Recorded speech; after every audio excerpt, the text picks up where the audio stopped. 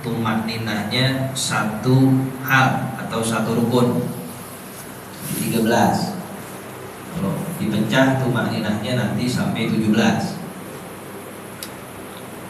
Al-awwalu, rukun yang pertama di dalam sholat, an-niyatu makrunatun bi juz'in min takbiratil ihram,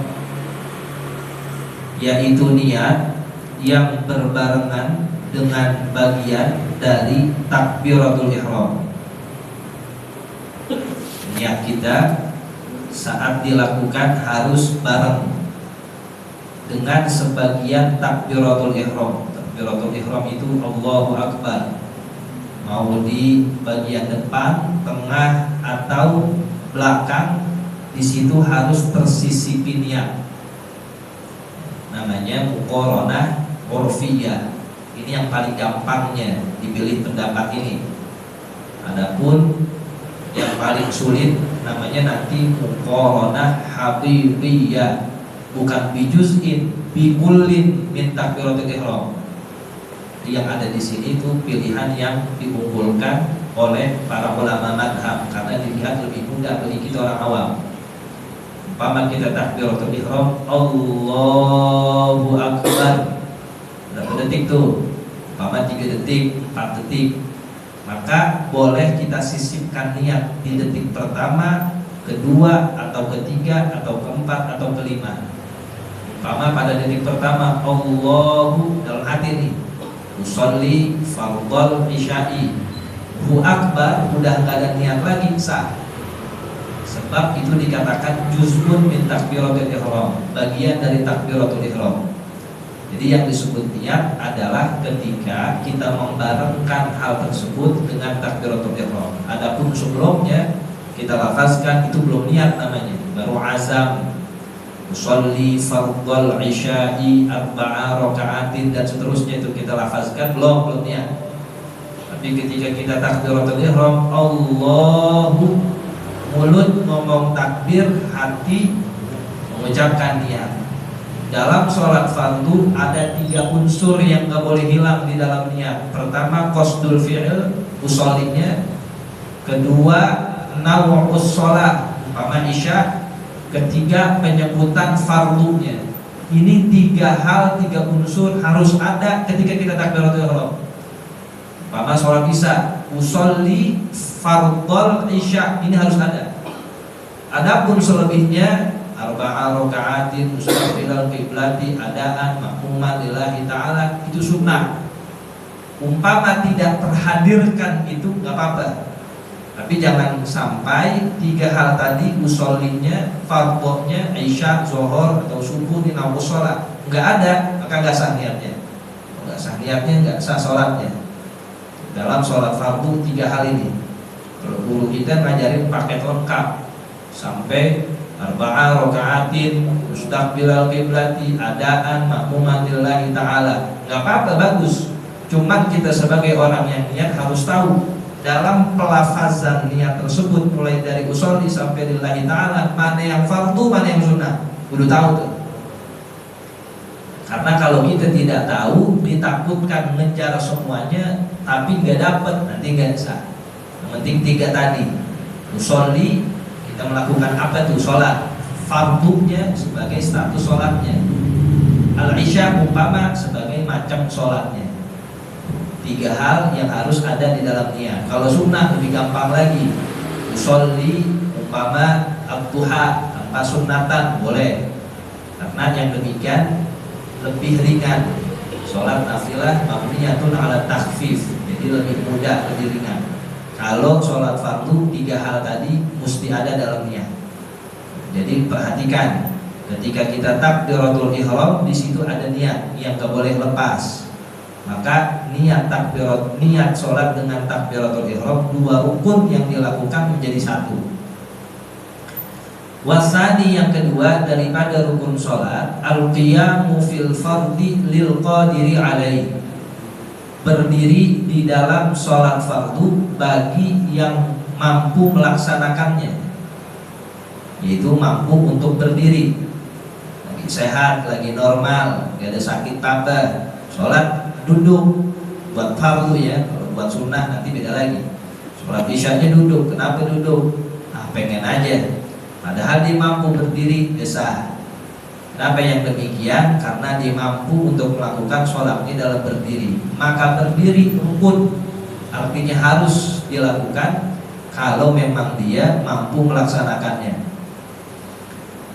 Wa man ajaza 'anil qiyami, sehingga orang yang tidak mampu daripada berdiri, shalla jalisan, dia sholat jalisan dalam keadaan duduk. Dalam keadaan duduk. Duduknya bagaimana? Sekehendaknya. Kalau memang sulit untuk duduk di lantai, ya pakai kursi. Kalau memang sulit duduk untuk iftirash, sebagaimana duduk di antara dua sujud, ya tawarruk. Kalau tawarruk nggak bisa, ya sila. Kalau memang uzur itu ada. Tapi yang bagusnya duduk secara iftirash. Iftirash itu duduk kayak kita, ya, tasyahud awal atau duduk di antara dua sujud. Bagusnya itu. Ini duduk begitu sakit juga kaki. Emang enaknya bagaimana duduk? Pakai kursi? Pakai kursi. Nah, karena yang demikian diperbolehkan, ada uzurnya. Cuman catatannya, kalau orang masih mampu berdiri, pelaksanaan sholatnya dalam keadaan-keadaan tertentu lakukan dalam keadaan berdiri.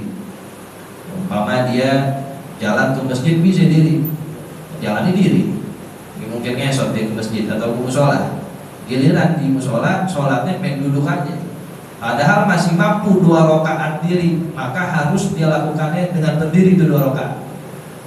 Jadi kalau masih mampu dilakukan dalam berdiri, jangan duduk. Nanti mampu sih cuma 1 rakaat aja nih, 3 rakaat dan gak bisa nih karena lemes takut jatuh. Silahkan dirinya 1 rakaat itu. Jadi jangan dipukul rata semuanya langsung duduk aja. Ya memang ada orang yang tidak mampu untuk melakukan keseluruhan dengan diri, ya silahkan duduk. Tapi selama ada bagian-bagian yang dia bisa diri, di situ dia diri. Nanti kalau takbiratul ihram, baca Fatihah, baca surat bisa diri. Cuma nanti giliran dari sujud ke atas bingung tuh dirinya bagaimana, umpama sakit. Silahkan dirinya pada bagian itu.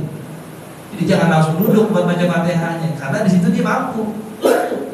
Jadi pada bagian-bagian di mana dia masih bisa diri. Kalau nanti dari sujud dia nggak mampu buat diri, umpama emang lagi sakit, nanti ketika dia ruku atau sujud duduk. Nanti bangun rakaat kedua, diri lagi. Karena dia bisa di situ. Nah, jadi perhatikan tuh, duduk ketika sholat juga harus melihat kondisinya. Kalau memang benar-benar semua bagian yang bisa dilakukan dalam keadaan diri, nggak bisa dah. Mau mulai dari Fatihah sampai salam nggak bisa dah diri, ya silakan duduk. Tapi kalau ada bagian-bagian yang masih dilakukan berdiri, maka diwajibkan bagi dia berdiri. Fa'in ajaza 'anil julus, maka apabila dia tidak mampu dari sholat duduk, ittaja'a ala jambihi, maka dia sholat dalam keadaan berbaring miring, ala jambihi, di atas lambungnya. Wastaqbalal qiblata, dan dia menghadap kiblat, biwajhihi, dengan wajahnya, wa muqaddami badanihi, dan bagian depan badannya. Ini namanya sholat dengan berbaring miring. Nanti kalau sholat duduk udah gak mampu karena memang ada satu penyakit, terus bagaimana? Kalau dalam keadaan berbaring miring sih insya Allah bisa disolat dalam keadaan berbaring miring. Tahu? Umpama kiblat sono, nah dia ya begini, nanti begini, dia berbaring miring. Dia baring miring begini, maka dia menghadap ke kiri. Kiri itu begini. Tuh begini nih. Jadi wajahnya madhep sana nih. Wajahnya madhep kiblat. Badannya yang depan madhep kiblat. Itu namanya muqaji. Jadi bukan begini. Kalau begini madhepannya. Belum sono kiblat bukan? Bukan. Jadi kalau berbaring miring itu dia begini. Tuh. Nih begini nih. Ini namanya sholat muqaji'an. Mukanya madhep kiblat, muqaddam badannya ya madhep kemana? Jadi begini di sholat. Allah, enak ya sholat begini? Agak begini biar sehat kalau di sholat biar. Ini umpama ada orang yang gak bisa sholat, ada orang di rumah sakit tidur aja, gak bisa dibuat duduk, itu miringin begini. Karena ada orang masih dalam keadaan lemah aja, jadi di tempat tidur aja, kita yang ngerti, kita arahin. Sama dimadepin dulu ke sono, habis itu dimiring diri tadi. Jadi semuanya, mukanya, badannya ngadep kemana? Ke arah kiblat. Ini jangan sampai tidur aja. Kecuali kalau emang ke kiri begitu dia kagak bisa juga. Jangan ada ke kiri, nggak bisa. Silahkan madu seperti tadi. Cuma dia arahnya di sono. Iya, palanya ntar ke sini. Gitu. Kalau emang dimiring kagak bisa juga. Tapi kalau miring bisa, nah itu opsi setelahnya kalau dia tidak bisa sholat dalam keadaan duduk. Wa yukrahu ayyattaji'a 'alal janbil aisari min ghairi uzrin. Dan dimakruhkan kalau dia berbaring dalam keadaan miring ke kiri kalau tanpa uzur. Nah, tadi kalau umpama tanpa uzur makruh ke kiri kita itu. Tapi umpama dia tidak ada uzurnya, maka pilihan pertamanya dia menghadap ke kanan. Ya, kayak orang sholat atau kayak orang mau dimakamin, ya, dikuburin. Dia tiduran begini, lalu dia menghadap ke kanan begini. Ini kalau nggak ada uzur. Kalau dia masih bisa menghadap ke arah kanan. Kalau dia bisa tadi menghadap ke arah kanan, baru tadi yang kedua itu, yang ke kiri. Ya, jadi yang pertamanya menghadap ke kanan dulu ya, kita tidur. Kan sunnahnya menghadap ke mana? Ke kanan. Habis itu baru ke kiri. Umpama menghadap kanan dia nggak bisa karena ada satu penyakit, baru dia menghadap ke kiri. Ya, jadi urutannya berdiri. Umpama berdiri nggak bisa, duduk nggak bisa, berbaring menghadap ke kanan. Urutan ketiga itu. Setelah dia duduk, dia berbaring menghadap ke kanan. Menghadap ke kanan nggak bisa juga, maka dia berbaring menghadap ke kiri. Kalau dia menghadap ke kanan bisa, namun dipilihnya menghadap ke kiri dalam keadaan berbaring, maka itu makruh. Tapi kalau dia menghadap kanan nggak bisa, berbaring nggak bisa. Ya umpama berbaring begini, terus menghadap ke kanan tadi nggak bisa, sakit nih sininya buat menghadap kanan. Maka silahkan dia sholat dalam keadaan berbaring menghadap kiri sebagaimana yang tadi. Jadi berapa urutan itu? Ada 4. Diri, duduk, lalu berbaring ke kanan. Berbaring ke kanan tadi itu kita ambil posisi ke sini, lalu berbaring ke kiri ngambil posisi dari sini. Fa'in ajaza 'anil irtijai, maka apabila dia tidak mampu dari berbaring miring, istalqa ala zuhrihi, maka wajib bagi dia tidur dalam keadaan terlentang di atas punggungnya. Tadi ada ngadep kanan nggak bisa, ngadep kiri nggak bisa, maka dia ngambil arah palanya di sono tapi ngadepin ke sini. Telentang, bukan tang ditelan, bukan. Telentang tuh begini. Palanya di sono kan ngadepnya kemari. Karena ke kanan nggak bisa, ke kiri nggak bisa. Itu opsi kelima. Dia dalam keadaan terlentang di atas punggungnya. Wa yajibu alaihi ayyarfa'a ra'sahu, dan wajib atasnya meninggikan kepalanya di dalam keadaan terlentang nih. Kasih bantal biar rada tinggian kepalanya. Bisyai'in, dengan satu benda. Liyastaqbilal qiblata biwajhihi, agar dia menghadap kiblat biwajhihi, dengan wajahnya. Jadi mukanya ke atas. Kita kasih bantalan rada tinggian sehingga nanti wajahnya itu ke arah kiblat. Wa ayyajlisa lirruku'i, dan wajib bagi dia duduk untuk melaksanakan ruku, wasujudi, dan sujud, in amkanahu dzalik, apabila memungkinkan yang demikian itu.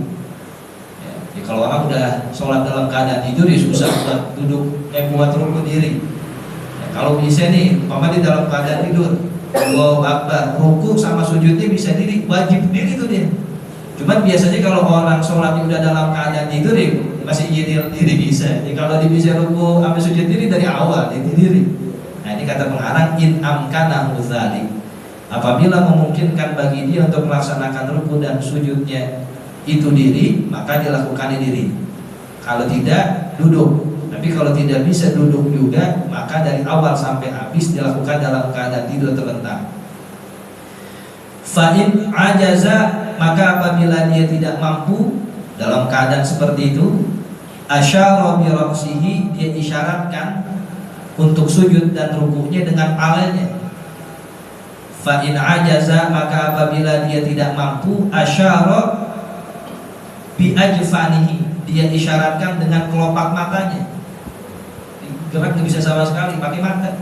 Seakan-akan dia lagi diri, terus di mata dikedipin, lagi ruku, dikedipin lagi sujud. Fa'in ajaza, maka apabila dia tidak mampu dengan kelopak matanya, ajra arkanas sholati ala qalbihi, dia jalankan rukun-rukun sholat dengan hatinya.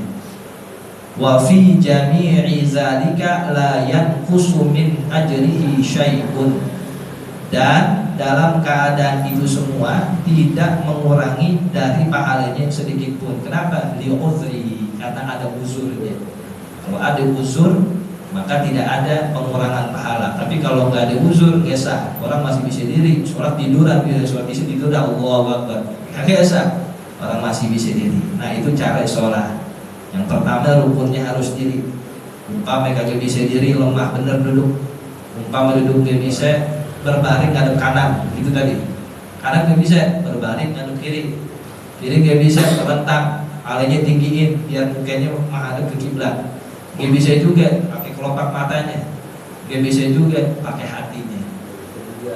Jadi sholatin ada rapi dah, nggak bisa juga. Nah, itu semuanya keadaan. Dengan demikian kita biar bisa mensyukuri nikmat sehat. Kalau kita lagi pegel dikit aja, ruku adalah sakit. Nah, makanya kalau lagi sehat, rukunya yang panjang. Dalam hati bersyukur, alhamdulillah masih bisa sehat, Allah kasih gerakin kita ruku, sujud. Kalau udah sakit ya susah. Jangan kan buat sholat, buat kamar mandi wudhu aja nggak bisa. Nah, syariat memberikan kita solusi, umpama lagi nggak bisa, dengan cara-cara seperti tadi. Sudah ya. Wafi wa yajuzu lil qadiri ay yusalli nafila. Doanya. Bismillahirrahmanirrahim. Alhamdulillahirabbil alamin, hamdan yuwafi ni'amahu wa yukafiru mazidah. Ya Rabbana lakal hamdu kama yanbaghi li jalali wajhikal karim wa 'azimi sultanik. Allahumma shalli ala sayyidina Muhammad wa ala alihi wa sahbihi ajma'in. Allahumma inna nas'aluka fahman nabiyyin wa hifzal mursalin wa ilhamal malaikatil muqarrabin. Allahumma awqidna bil ilmi wa zayyinna bil hilmi wa akrimna bit taqwa wa jamilna bil afiyah. Allahumma ana Allahu syahiduna, Allahu hadiruna, Allahu nasiruna, Allahu qaribun minna. Wastashhir ma'ani dzalika kulli, wastashhir ma'ani dzalika kulli, wastashhir ma'ani dzalika kulli. Rabbana atmim lana nurana waghfir lana innaka 'ala kulli syai'in qadir. Rabbana atmim lana nurana waghfir lana innaka 'ala kulli syai'in qadir. Rabbana atmim lana nurana waghfir lana innaka 'ala kulli syai'in qadir. Rabbana hab lana 'ilman min ladunka ladunniya wa sirran rabbaniyya wa nazaran ilahiyya wa nuran samawiyya rahmatika ya arhamar rahimin. Rabbana atina fid dunya hasanah wa fil akhirati hasanah wa qina adzaban nar. Sallallahu ala sayyidina Muhammad wa ala alihi wa sahbihi wasallam. Subhana rabbika rabbil izzati amma yasifun wa salamun ala al mursalin.